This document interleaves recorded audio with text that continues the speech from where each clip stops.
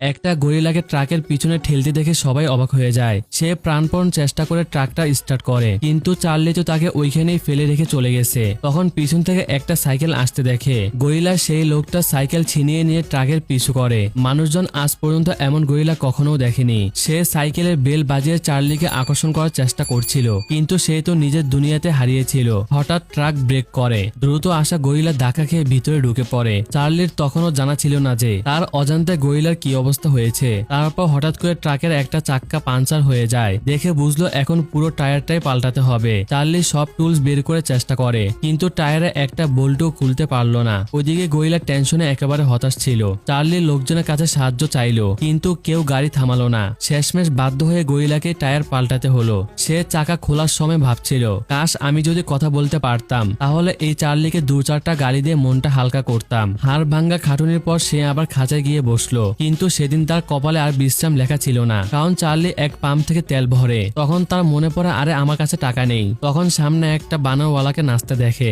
এবার সেও নিজের গরিলাকে নিয়ে হাজির হলো। চার্লি গরিলাকে দিয়ে নাচালো, এমনকি নোরা ফাতিহার মতো ঠুমকাও দিতে হলো। শেষে সবাই গরিলাকে অনেক টাকা দিল। চার্লি পেট্রোলের দাম মিটিয়ে বাকিটা নিজের পকেটে রাখে। সামনে এক ভয়ঙ্কর জঙ্গল পড়ে। রাস্তা খুব খারাপ ছিল, কিন্তু চার্লি স্পিড কম করে না, যে কারণে গরিলার মাথা জোরে খাঁচায় বাড়ি খায় আর সে বেহুশ হয়ে গেল।